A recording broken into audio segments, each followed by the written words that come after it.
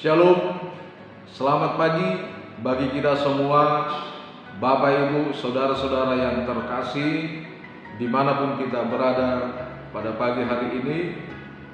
Saya mau mengajak kita semua untuk bersyukur memuji Tuhan melalui firman-Nya pada pagi hari ini. Namun sebelum kita mendengarkan firman Tuhan, marilah kita berdoa.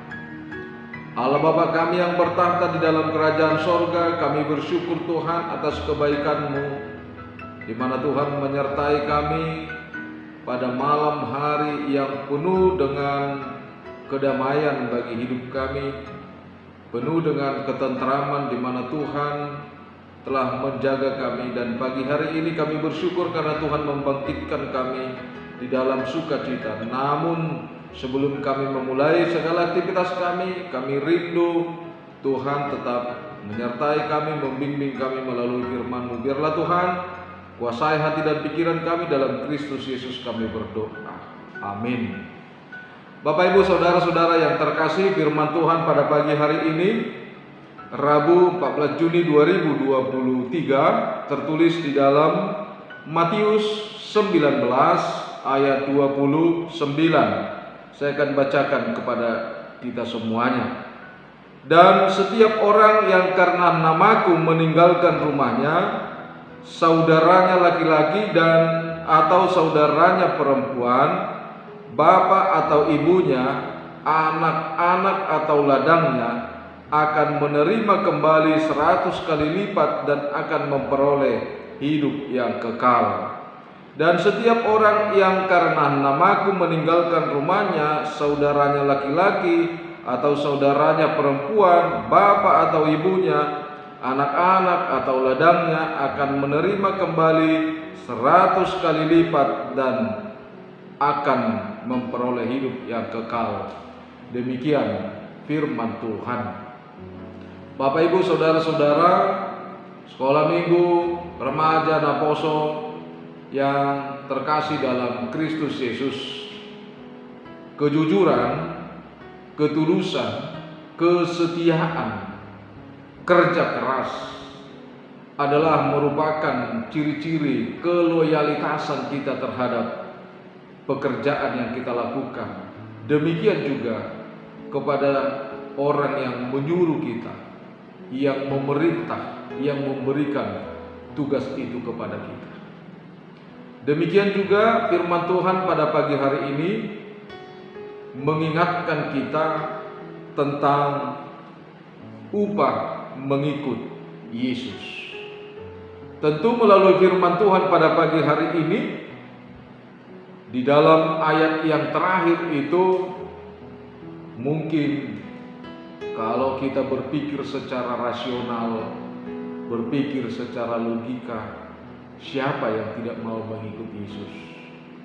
Karena semua manusia menginginkan hidupnya memiliki harta yang berlipat ganda.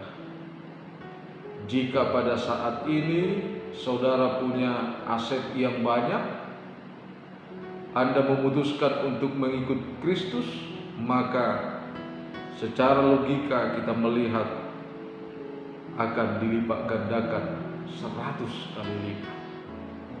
Karena itu Bapak Ibu saudara-saudara, kita tidak berpikir secara logika dalam mengikut Yesus. Tapi Anda ingin mendapatkan hal itu ketika Anda mengikut Yesus, maka jawablah pertanyaan ini. Yang pertama, apakah saudara termasuk orang yang mengikut Yesus? Yang kedua, apakah benar saudara seorang yang percaya kepada Yesus?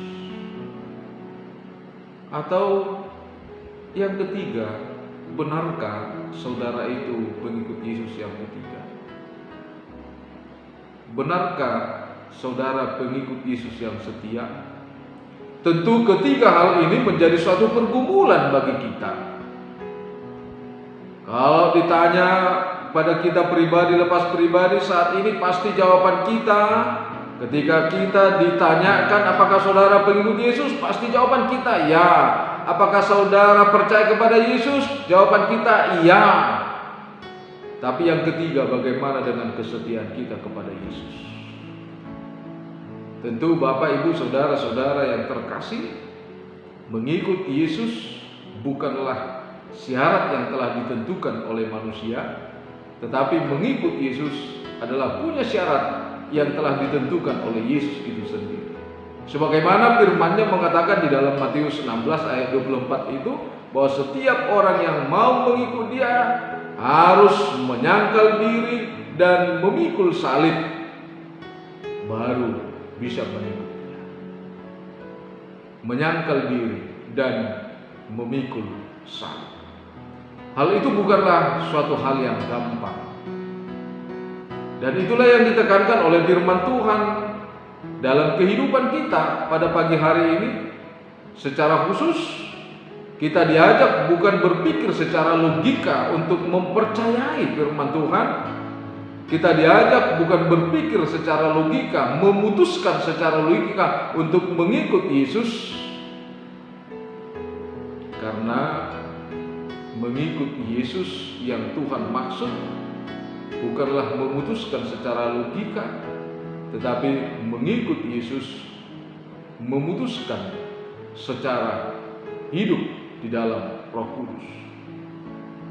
Karena keyakinan kita melalui Roh Kudus, di sanalah kita memahami bahwa apa yang telah dikatakan oleh Yesus pada pagi hari ini dalam kehidupan kita, yang menyapa kita, bukan berarti kita akan menerimanya secara kontekstual.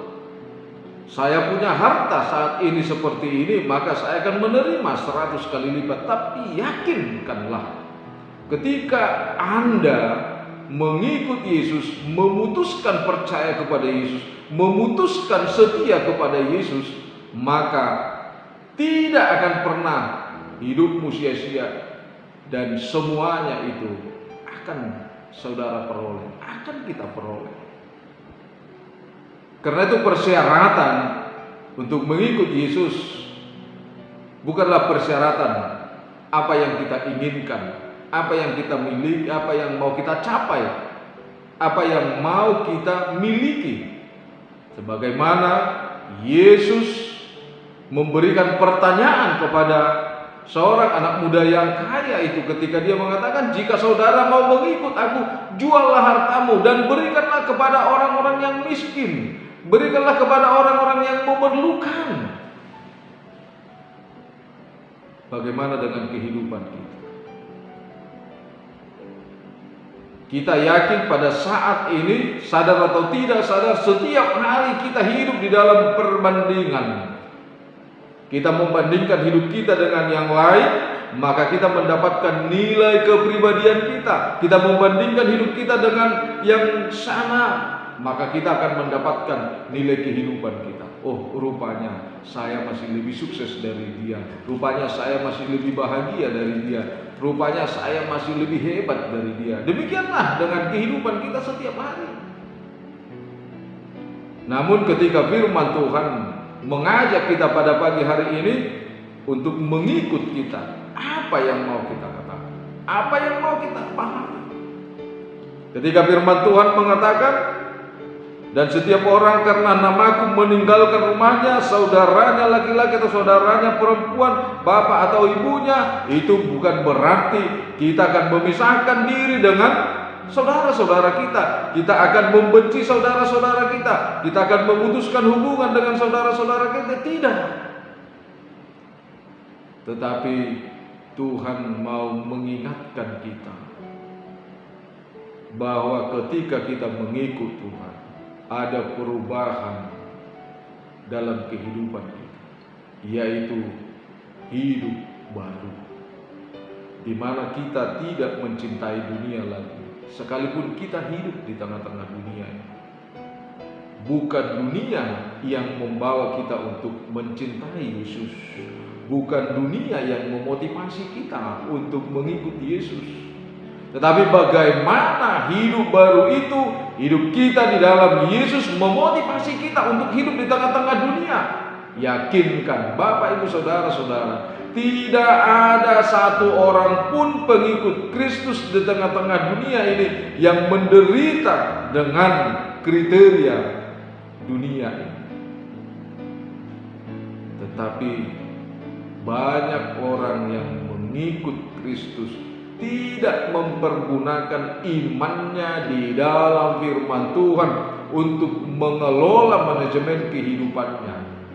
Sehingga setiap orang yang merasa dirinya miskin di tengah-tengah dunia, maka yakinkan bahwa ada satu hal yang tidak pernah dia lakukan dalam hidupnya, yaitu bersyukur. Setiap orang yang bersyukur kepada Tuhan di dalam hidupnya, mengawali hidupnya dengan bersyukur, maka dia tidak pernah mengalami kegagalan dalam hidupnya. Dia tidak akan pernah mengalami kemiskinan dalam hidupnya. Tetapi dia akan memahami apa yang menjadi tugas dan tanggung jawabnya. Demikianlah Tuhan mau menyapa kita pada pagi hari. Mengikut Yesus, Tuhan mau lihat keseriusan. Mengikut Yesus, Tuhan mau melihat kesetiaan kita. Mengikut Yesus, Tuhan tidak pernah menginginkan kita untuk menduakan Dia. Oleh karena itu, Tuhan mengingatkan bahwa mengikut Kristus itu adalah mengasihi Dia dengan segenap hatimu, dengan segenap jiwamu, dan segenap akal budimu.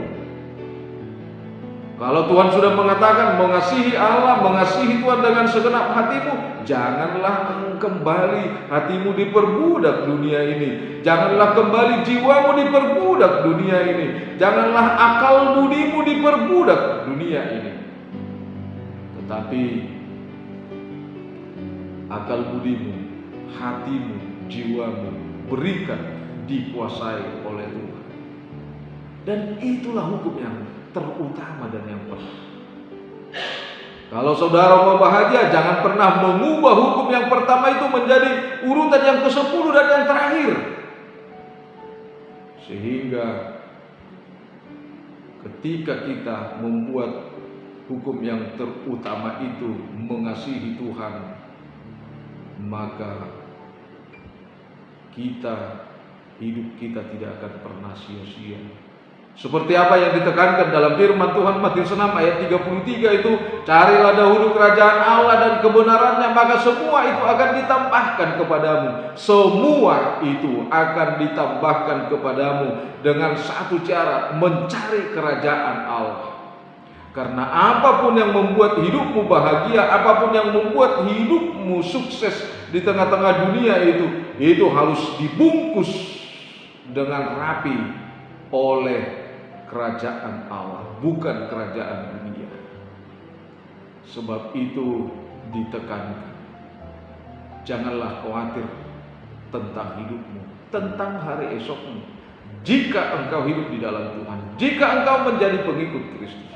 Karena pengikut Kristus itu akan membawa nuansa yang dibutuhkan, pola hidup yang dibutuhkan oleh dunia ini, garam dan terang dunia. Setiap manusia membutuhkan terang, setiap dunia membutuhkan terang, setiap manusia membutuhkan garam, setiap hidup manusia itu ingin ada keindahan dan kenikmatan. Oleh karena itu Bapak Ibu Saudara-saudara yang terkasih, mengikut Kristus memiliki hidup bahagia seperti apa yang diungkapkan di dalam Matius 5 ayat 3 itu. Berbahagialah orang yang miskin di hadapan Allah, karena mereka mempunyai kerajaan Allah. Miskin bukan berarti bisa didikte oleh siapapun, tetapi miskin adalah kerinduan dan keinginan kita, kehausan kita akan firman Tuhan, kehausan kita untuk menunjukkan kesetiaan kita akan mengikut Kristus. Miskin bukan berarti kerakusan, ketamakan kita ingin memiliki dunia, tetapi kemiskinan yang dimaksud adalah keinginan dan kerinduan kita untuk memiliki harta surga. Bapak Ibu saudara-saudara yang terkasih dalam Kristus Yesus, tentu pengikut Kristus yang setia harus memiliki hati yang suci, karena di dalam hati yang suci itulah kita mampu melihat Allah.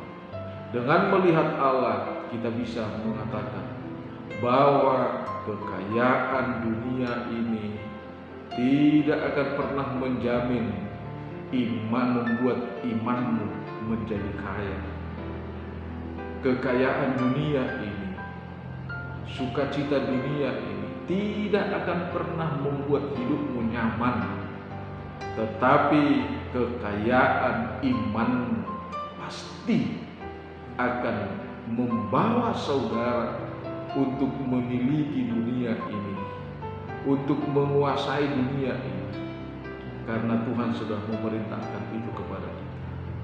Ketika kita menjadi seorang pengikut Kristus, punya iman yang kuat, punya kesetiaan kepada Kristus, maka sekalipun kita ingin memiliki dunia ini, kita bukan sekedar menguasai dalam arti menjadi orang yang serakah, tetapi memiliki dunia ini menjadi suatu momen bahwa kita ingin melaksanakan perintah Tuhan, menguasai, menginginkan dunia ini, bukan berarti kita serakah. Ingat, imanmu yang menjadi dasar bagimu untuk memiliki dunia ini, karena di sanalah Tuhan ingin menyatakan bahwa ketika saudara setia mengikut Kristus, maka Tuhan akan memberikan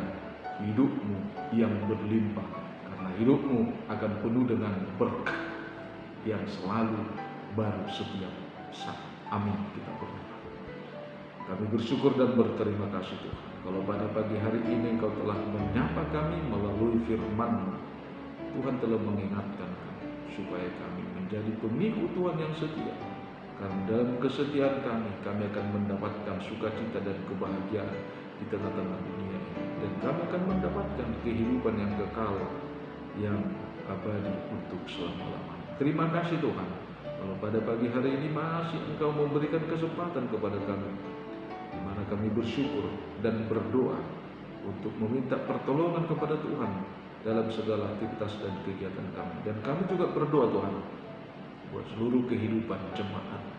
Biarlah tangan Tuhan yang menuntun, biarlah Tuhan yang selalu setia bersama-sama dengan kami. Berikan kekuatan Tuhan bagi setiap jemaat-Mu yang lemah, berikan kesembuhan bagi setiap jemaat-Mu yang sakit, berikan pengharapan yang abadi bagi setiap jemaat-Mu yang memiliki kekhawatiran dalam kehidupan. Terima kasih Tuhan. Berkati bangsa dan negara kami ini, berkati gereja-Mu Tuhan, gereja-Mu HKBP yang telah Tuhan utus di tengah-tengah dunia ini. Biarlah Tuhan yang menyertai dan mencukupkan setiap keperluan pelayanan di tengah-tengah gereja. Terima kasih Tuhan. Kami juga berdoa buat setiap program gereja-Mu yang ada di HKBP Surabaya ini. Kami yakin dan percaya Tuhan akan memberkati pimpinan gereja-Mu, para hamba-hamba Tuhan. Begitu juga dengan program-program gereja-Mu. Kami yakin bahwa Tuhan memberikan kuasa Roh Kudus-Mu untuk menguasai hati dan pikiran kami, supaya setiap jemaat-Mu mampu hidup penuh dengan sukacita, berpartisipasi dalam setiap pelayanan gereja. Terima kasih Tuhan. Dengarlah doa kami yang kami sampaikan hanya di dalam nama-Mu Tuhan Yesus Kristus Juru Selamat kami. Anugerah Tuhan kita, kasih setia Allah Bapa dan persekutuan Roh Kudus menyertai kita. Amin. Bapak Ibu saudara-saudara yang terkasih, kami segenap para pelayan, ketua gereja HKBP Resort Surabaya menyampaikan selamat beraktivitas dan tetaplah menjadi pengikut Yesus yang setia. Amin. Horas.